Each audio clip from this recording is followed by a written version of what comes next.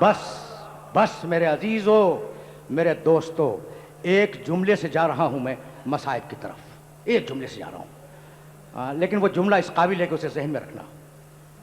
मेरे 8वें इमाम, इमाम अली इब्न मूसा रज़ा अलैहिस्सलाम,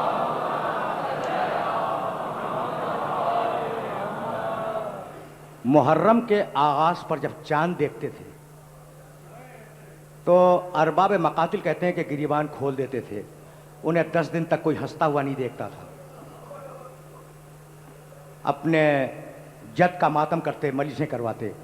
एक दिन किसी ने 8वें इमाम से सवाल किया कि फर्जंद रसूल, ठीक है ये वाक़या हो गया और बहुत बड़ा वाक़या हो गया, लेकिन आप जो इतना एहतमाम करते हैं उसका सबब क्या है? तो देखो मासूम की ज़बान मुतहर से जो जवाब निकला है वो अजीब व गरीब है। ले अल्लाह तनसौनहु कमा नसैतुमुल गदीर। हम मुहर्रम को इसलिए अहमियत देते हैं कि तुम कहीं गदीर की तरह मुहर्रम को न भूल जाओ।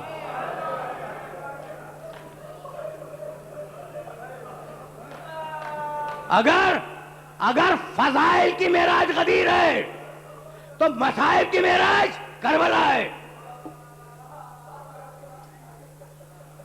मेरे इस जुमले को याद रखना कि फजाइल का कमाल, फजाइल आले मोहम्मद का कमाल गदीर, मसाइब आले मोहम्मद का कमाल करबला, और करबला का कमाल सकीना। ये डिस्कशन है, ये बहस है कि आशूर के दिन सबसे ज्यादा मुसीबतें किस पर आई। तो उन्होंने कहा जो पहले गया वो मुसीबत से नजात पा गया, और जो सबसे आखिर में गया उस पर सारी मुसीबतें ज्यादा पड़ी। यानी ये बिल्कुल साइकोलॉजी है। और मैं तुम्हें कहीं ले जा रहा हूं तो कहने लगे कि इसमें कोई शक व शुबा नहीं कि जो पहले चला गया वो दुनिया की मुसीबतों से नजात पा गया, जो ज़्यादा जिंदा रहा उस पर मुसीबतें ज़्यादा आईं।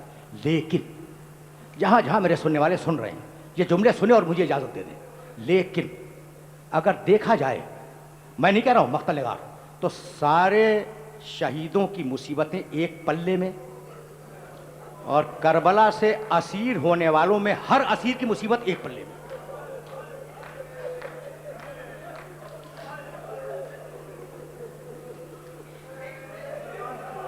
मैंने बड़ी जहमत दी।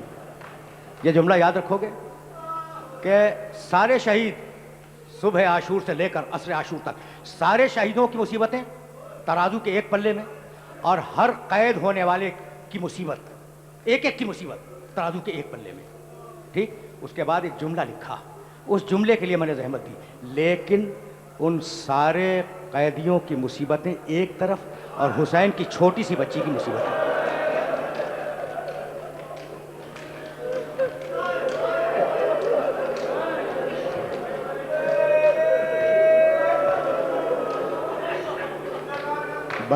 बस मेरे दोस्तों, दुनिया ने न मालूम कितने बाप देखे और न मालूम कितनी बेटियां देखी, लेकिन तारीख़ इंसानियत में न हुसैन जैसा बाप, न सकीना जैसी बेटी। आराम आराम से कुछ जुमले सुन लो। ये बच्ची इतनी चहेती थी हुसैन की कि सबको मालूम है अपने बाप के सीने पर सोने की आदत है। अच्छा, मैंने तो मख्तल की किताबों में यह भी देखा है कि बच्ची सिर्फ सीने पर नहीं सोती थी, जब तक हुसैन उसे गोद में लेकर थपक थपक कर लोरी न सुनाए उस बच्ची को नींद नहीं आती थी। अच्छा, लोरी के वो शेर भी आज तक तारीख की किताबों में है कि मेरे लिए वो घर बेकार है जिसमें मेरी बेटी सकीना न हो। ठीक है ना?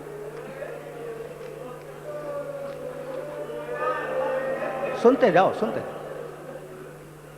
थोड़े से जुमले अपने सुनने वालों की खिदमत में हदिया करूंगा। हुसैन रुखसत आखिर पर जुलजना पे सवार हुए, शहजादी ज़ैनब ने सवार कराया। हुसैन ने घोड़े को एड़ लगाई, घोड़ा न बढ़ा। एक मर्तबा हुसैन ने जुलजना के गले में बाहें डाली, कहा जुलजना सब मेरा साथ छोड़ गए, क्या आखिरी वक्त में तू भी हुसैन का साथ नहीं देना चाहता?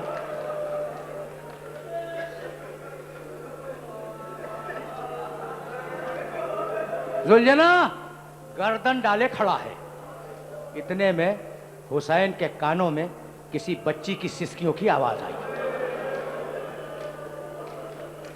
हुसैन ने मुड़ के देखा जुलझना की पिछली टांगों से सकीना लिपटी हुई है, रोती जाती है और ये कहती जाती है, जुलझना मेरे बाबा को मक्तल में न ले जा।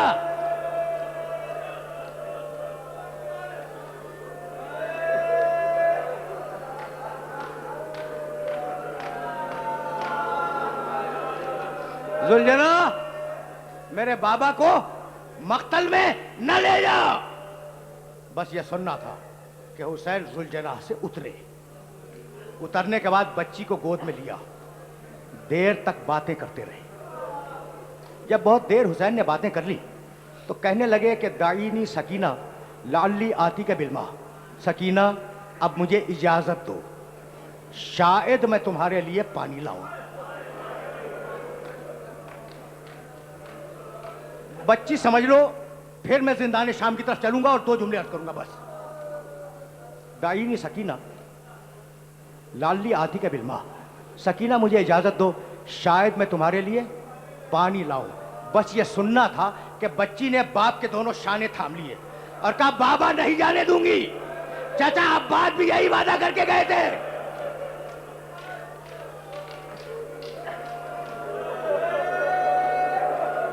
चाचा अब्बास भी यही वादा करके गए थे। अब जुमला सुनो। एक मरतबा हुसैन ने घूर के अपनी बेटी को देखा और कहा, सकीना भाई तुम रो चुके, मैं तवील मसाइब नहीं पढ़ा करता, लेकिन मेरा जी चाहता है इस बच्ची का तारुफ हो जाए। बाबा तुम्हें नहीं जाने दूंगी। चाचा अब्बास भी यही कह के गए थे। हुसैन ने गौर से अपनी बेटी को देखा और कहा, सकीना तुझे मालूम है कि तेरी पैदाइश का सबब क्या है? कहा नहीं बाबा मुझे नहीं मालूम। कहा सुन, हुसैन के जुमले सुनना। मैंने अपनी नमाज शब की दुआओं में अपने अल्लाह से दुआ की कि मालिक मुझे एक प्यारी सी बच्ची दे दे जिसे मैं बहुत चाहूं, बहुत प्यार करूं और मेरे मरने के बाद वो तमाचे खाए मैं सब्र करूं।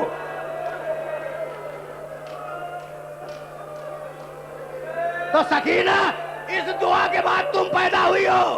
मेरे मुकद्दर में शहादत है, तुम्हारे मुकद्दर में यतीमी है। यह सुनना था कि बच्ची ने हाथ उठा लिए। जाओ बाबा मैंने इजाजत दी।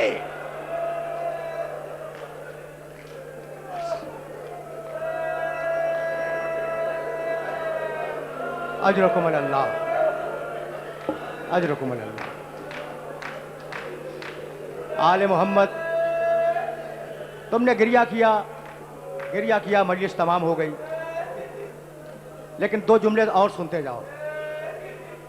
आले मोहम्मद कैद खाने में है। अच्छा, कैद खाने की सूरत हाल मालूम है? देखो मैं ये जो बार बार बीच में रोक के कहता हूं ना, तो इतना वक्त नहीं होता कि पूरी सूरत हाल लोगों के सामने रखी जाए, इसलिए कभी कभी सुन लेना चाहिए। इतना छोटा कैद खाना था कि बीवियां पांव फैला के बैठ नहीं सकती थी।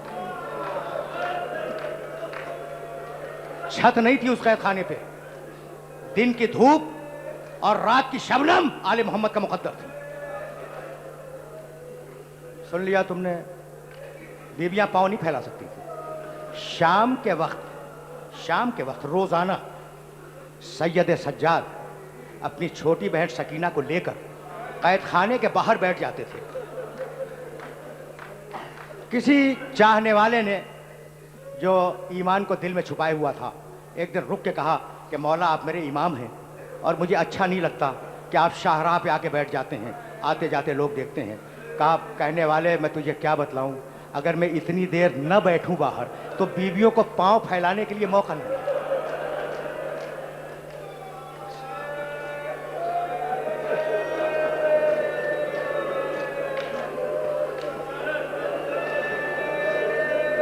अजरकुम अल्लाह। भाई सुनो, यह रोजाना का दस्तूर था सैयद सज्जाद का। अच्छा, अब बच्ची गोद में है, बच्ची सकीना गोद में। सैयद सज्जाद कैद खाने के बाहर बैठे। जब मगरिब हो जाती तो सज्जाद फिर बच्ची को लेके कैद खाने के अंदर चले जाते। मक्तल निगार लिखते हैं कि शाम के वक्त जब परिंदों के झुंड उड़ते थे तो बच्ची पूछा करती थी अपने भाई से कि भैया ये परिंदे कहाँ जा रहे हैं। सज्जाद कहते बीबी ये अपने घरों को जा रहे हैं। तो रो के कहा करती थी भैया हम कब अपने घर वापस जाए।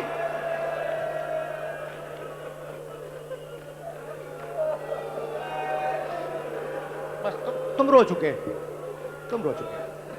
और मैं बच्ची की शहादत नहीं पढ़ूंगा, बच्ची की शहादत नहीं पढ़ूंगा। तुम जहां तक आ गए हो ना वहां मेरे साथ रहना। फिर सज्जाद बच्ची को कैदखाने में लेके चले जाते।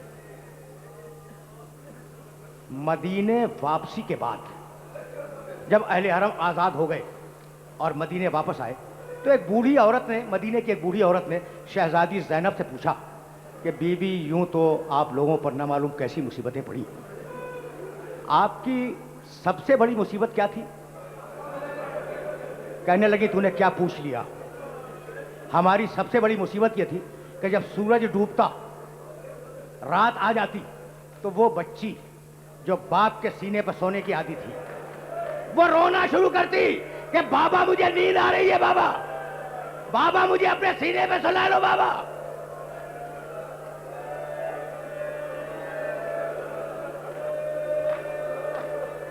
और रोते रोते ये कहते कहते सो जाया करती थी। ये हम आले मोहम्मद की सबसे बड़ी मुसीबत थी। बस मेरे अजीजों, मेरे दोस्तों, तकरीर तमाम हो रही है। सुन लिया तुमने कि सबसे बड़ी मुसीबत क्या थी। जब नींद आती थी तो बच्ची अपने बाप को पुकार के रोया करती थी। एक दिन सुन, रात के वक्त सारी बीबियां सो रही थी। शहजादी ज़ैनब सो रही थी, जनाब उम्मे कुलसूम, जनाब उम्मे फरवा, सब सो रही थी। सुनना, गिरिए को रोक के सुनना, बस ये आखिरी जुमले हैं। रात की तारीकी में शहजादी ज़ैनब ने कोई बोझ अपने सर पे महसूस किया। आंख खुल गई, हाथ रख दिया, देखा एक नन्हा हाथ है। समझ गई कि सकीना का हाथ है। कहा बीबी क्या कर रही हो। कहा फूफी अम्मा अपने बाबा को तलाश कर रही हो।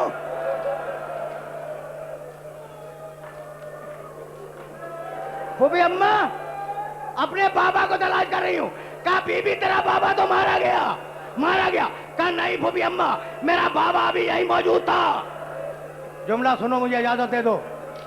फूफी अम्मा, फूफी अम्मा मेरा बाबा, गिरिया को रोक के सुनना है जुमला। फूफी अम्मा मेरा बाबा अभी यही मौजूद था और मेरा बाबा अकेला नहीं आया था, उसके साथ एक बुजुर्ग थे, एक बुजुर्ग खातून थी। और मेरे बाबा ने तारुफ कराया कि ये तुम्हारे दादा अली मुर्तजा है, ये तुम्हारी दादी फातिमा ज़हरा है। फूफी अम्मा मेरी दादी ने मुझे गोद में बिठाया था, मेरे सर पे हाथ फेरा और कहा सकीना तेरे कानों का दर्द कैसा है। आखिरी जुमला सुनो। फूफी अम्मा, फूफी अम्मा मेरे बाबा को बुला दो। बीबियां समझ गई, बीबियां समझ गई कि बच्ची ने ख्वाब देखा है। शहजादी ज़ैनब उठी, सकीना को थपकना शुरू किया। सकीना का रोना बंद न हुआ। उम्मे कुलसूम उठी, सकीना को गोद में लिया। सकीना का रोना बंद नहीं हुआ। बच्ची एक बीबी की गोद से दूसरी बीबी की गोद में जाती रही। आखिरी जुमला है, रोना बंद न हुआ। इतने में सैयद सज्जाद जंजीरों का लंगर थाम के उठे और कहा फूफी अम्मा सकीना को मेरी गोद में दे दें, शायद रोना बंद हो जाए। ज़ैनब ने सकीना को सज्जाद की गोद में दिया। सज्जाद ने थपकी दी। सकीना, सकीना सो गई, रोना बंद हो गया। कहा फूफी अम्मा बच्ची सो गई, अब लिटा दे। शहजादी ज़ैनब ने हाथ में लिया और एक जुमला का, बेटे सज्जाद इन्ना लिल्लाह व इन्ना